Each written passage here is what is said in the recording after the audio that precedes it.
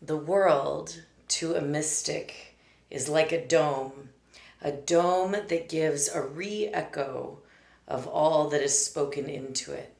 What is spoken from the lips reaches only as far as the ears, but what is spoken from the heart reaches the heart. The word reaches as far as whence it has come. It depends from what source it has come and from what depth it has risen. The Sufis of all ages have therefore given the greatest importance to the word, knowing that the word is the key to the mystery of the whole life, the mystery of all planes of existence. There is nothing that is not accomplished. There is nothing that is not achieved or known through the power of word. What is the word? Is the word just what we speak? Is that the word? No, that is the word of the surface.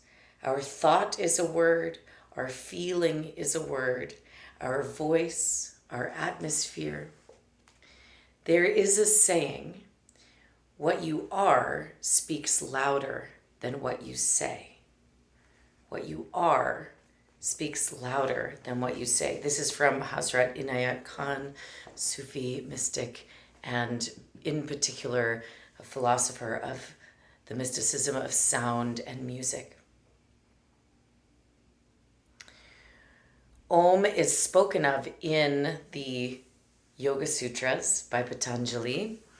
There are 2 sutras regarding the sound of Om, and the focus this month is on the sutra Tajapas Tadartapavanam.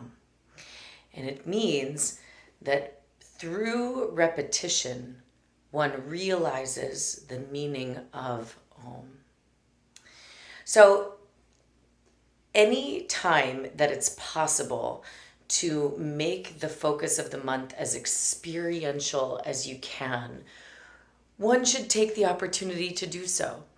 And if it wasn't evident enough that when we have, focuses of the month, that you want to try to bring the experience of it into the practice rather than simply talking about it philosophically, this sutra tells us itself through repetition, one understands the meaning of Om. So far better than talking about the meaning of Om is allowing the students to experience what there is to experience through the repetition of Om. Now, that being said, I still want to share a few thoughts. So, mantra repetition is not the mindless parroting of sound, but an attentive and informed act set against a background of enthusiasm. Steady mental focus and an understanding of the significance of the mantra is needed. In this way, the meaning or purpose of the mantra will gradually unfold. This understanding is in harmony with one of Raja Yoga's basic tenets. Focused attention results in deeper and subtler perceptions. For keen seekers, each and every repetition is a moment of connection with the self, an affirmation of the truth of their own spiritual identity, and a reminder of their intentions.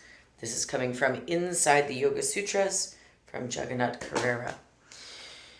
So as the reading suggests, the repetition of Om, or any mantra, but in this case Om, should be done with an utter sense of presence and awareness.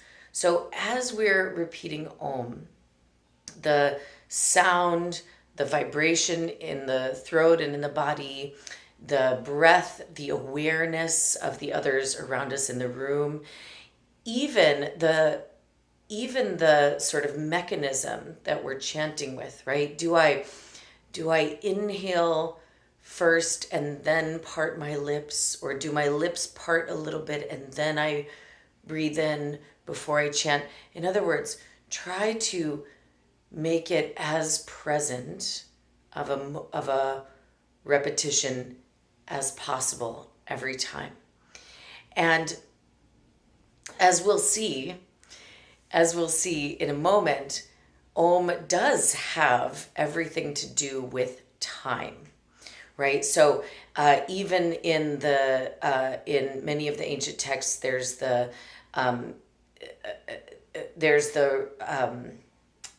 what is it called? There's the analogy. There's the reference point to being the origin or the creation of everything that we see, every thought, every feeling, my own physical body, everything that I can see, taste, touch.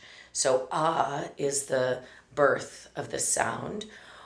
U is the continuance of the sound, the perseverance, the life part of the sound. And then of course, represents the dissolution of the sound and the movement into something, some other form, right? So sometimes we refer to that as, the destruction or the, sort of transformative element. So within that u, and we have a representation of the entire cycle of time. And everything, as I just mentioned, everything around us, including myself, is going through that cycle at any given point, right? Even a thought might be at the beginning, or it might be kind of in the middle somewhere, or it might be sort of dissolving and then a new thought is arising. And physically, even everything around me is in some sort of stage of either... even when I get a new book, it's as soon as I put my hands on it, it's, actually as soon as it leaves the printing press, it's already started its journey towards, disintegration and dissolution, right? Unfortunately, I wish books just lasted forever, of course. But that's the nature of physical manifestation. Nothing has helped me to learn this reality as much as trying to take care of a house. Because if you've ever tried to take care of a house, you kind of, you learn this very distinctly that every day I walk in the door, I open the door, I come home, I greet Sunny, I go about and then one day you sort of notice that some of the paint is like starting to peel and chip a little bit. And you realize that is going to need to be repainted in order to protect the wood from the weather and the elements. So, you go, you chip the paint off and then you put a new coat of paint on. And the minute you put that new coat of paint on, it looks great, but it's already starting the same cycle of not dilapidation, but it's already starting its deterioration process, right? And it's kind of an ever ongoing cycle with the house, right? Then you fix one thing. Here's the real mess of it, is that you start to fix one thing, and then because that paint looks so new, then the thing next to it looks like, oh, I need to fix that thing too. And the cycle continues, of course.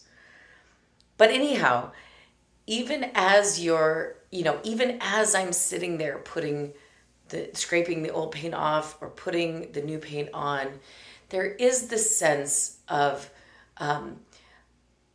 meditation through the work. There is this sense of sort of gratification that one gets just from staying sort of present with this task as you scrape and paint, and maybe it needs a second coat and all that. And so there is something very gratifying about that process in a certain way. And it does always remind me that because of the persistence of impermanence, right? That that moment, that present moment, is the only moment that will exist like it.